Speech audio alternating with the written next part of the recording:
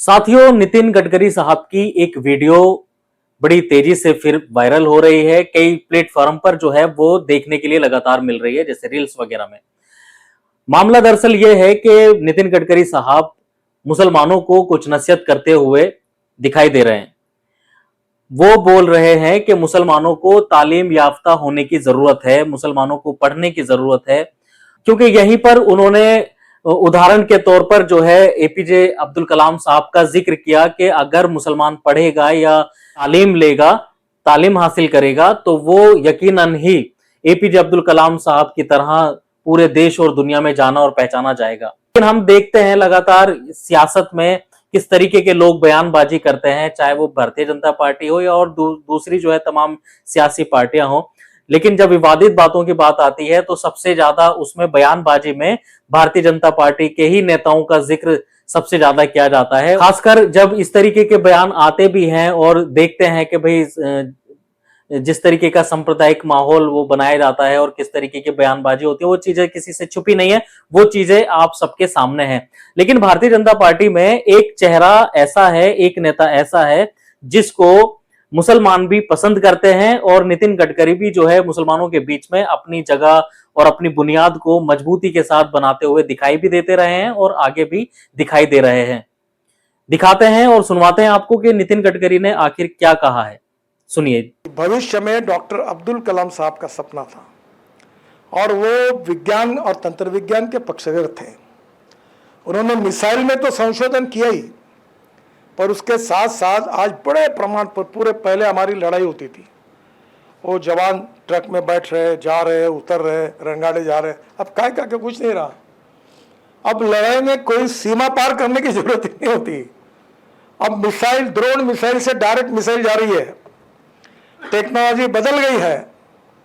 अब्दुल कलाम साहब जो बात कह रहे हैं, अगर हम ठीक से नहीं अगर सुनेंगे तो हम हिंदुस्तान को विश्वगुरु बना सकते हैं, हम वर्ल्ड की सबसे बड़ी आर्थिक व्यवस्था बन सकते हैं।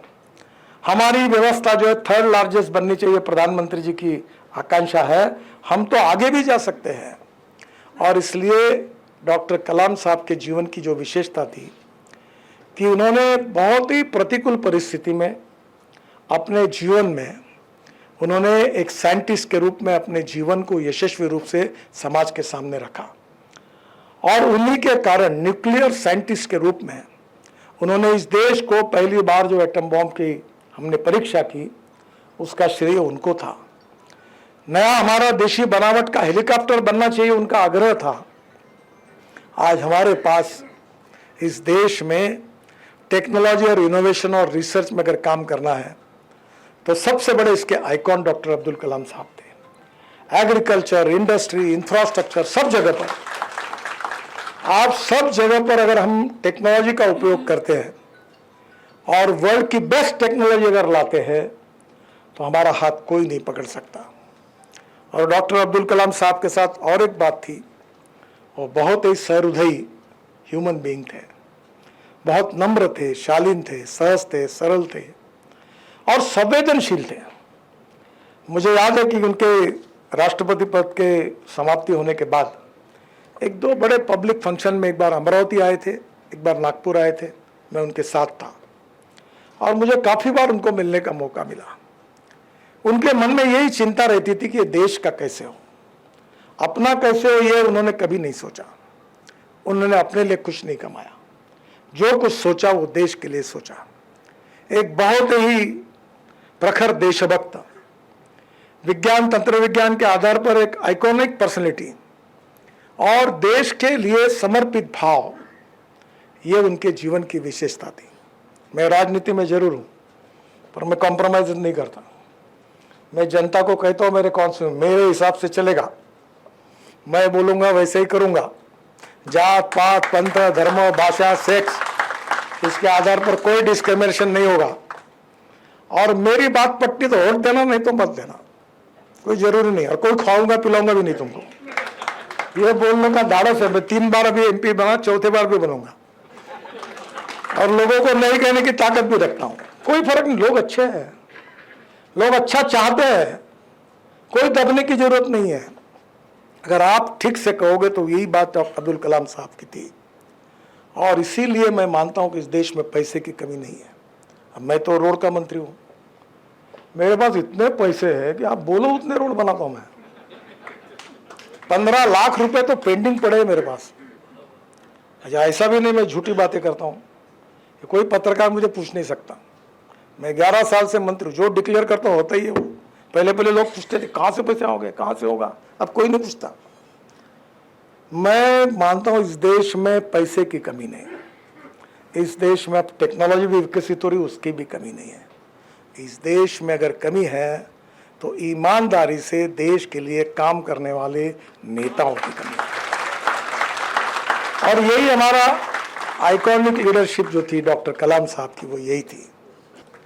डॉक्टर अब्दुल कलाम साहब के जीवन में उनका सादगीपूर्ण, नम्रतापूर्ण, देश समर्पित जीवन, ज्ञान विज्ञान तंत्र विज्ञान के प्रति उनका समर्पित भाव, और जो उन्होंने विचार व्यक्त किया, मैं आपको 101% कॉन्फिडेंस के साथ बताता हूं कि विश्व में इसके बाद कौन सा देश पावरफुल है, नंबर 1 पर कौन है, इसका एक ही आधार है, साइंस एंड टेक्नोलॉजी। ज्ञान विज्ञान तंत्र विज्ञान, innovation, entrepreneurship, science, technology, research, skill and successful practices. इसमें जो आगे जाएगा वो विश्व में राज करेगा। आज भी वही लोग आगे हैं कि जो इसमें आगे है। और इसलिए डॉक्टर कलाम साहब से प्रेरणा लेकर हमारे देश में एग्रीकल्चर में, इंडस्ट्री में, सब सेक्टर में बहुत है। अभी मैं रोपवे केबल कार बना रहा हूं तो मुझे कम से कम 360 बना रहा हूं, टेक्नोलॉजी नहीं हमारे पास। मैं हवा में चलने वाली बस बना रहा हूं, और नागपुर में मैं एक बस शुरू कर रहा हूं जो फ्लैश चार्जिंग पे चलती है, एयर कंडीशन बस, और उसमें 135 लोग बैठेंगे, और एयर होस्टेस जैसी बस होस्टेस होगी, एग्जीक्यूटिव चेयर की सीट होगी, और टिकट रेट डीजल बस के तुलना में 30% कम होगा। This is technology. और एक बस स्टॉप पर वो खड़ी रहेगी और फ्लैश चार्जिंग से 40-40 किलोमीटर के लिए चार्ज होगी 20 सेकंड में। अब टाटा को मैंने टेक्नोलॉजी दी और टाटा को लेके गया, मैं गया था प्राग, चेकोस्लोवाकिया। मैंने कहा ये चाहिए इंडिया में। उन्होंने जॉइंट वेंचर किया, धारवाड़ में फैक्ट्री डाली, हिटैची और सीमेंस को लाया, उनकी टेक्नोलॉजी लाई। अगर एक चीज अगर होगी तो हिंदुस्तान के ट्रांसपोर्ट सेक्टर में क्रांति हो जाएगी, क्योंकि टेक्नोलॉजी के कारण संभव है ये। और यही बात जिसका महत्व आज देश को समझाने की आवश्यकता है। भारत रत्न, मिसाइल मैन, हमारे पूर्व राष्ट्रपति डॉक्टर अब्दुल कलाम साहब के जीवन की यही विजन थी। उसी को लेकर हम ये ट्रांसफॉर्मेशन करने की कोशिश करें। मैं बहुत बार कहता हूं कि politics is the instrument of socio economic reform. ये ट्रांसफॉर्मेशन करने के साथ विज्ञान का उपयोग करके हम सब लोगों को प्रेरणा मिले कि हम लोग, एक बस है वो देख लेना जो टेक्नोलॉजी का आई है, तो हम सब लोग इसका उपयोग करके हमारी गरीबी को दूर करेंगे, गांव गरीब मजदूर किसान का कल्याण करेंगे और हिंदुस्तान को सुखी समृद्ध संपन्न बनाएंगे और डॉक्टर अब्दुल कलाम साहब का सपना पूरा करेंगे। इसी विश्वास के साथ मैं अपनी बात को समाप्त करता हूं। अनाय से वो वीडियो भी देख लीजिए, बस का पहला पायलट प्रोजेक्ट है, बाद में हम देश के सब कोने काने में शुरू करेंगे।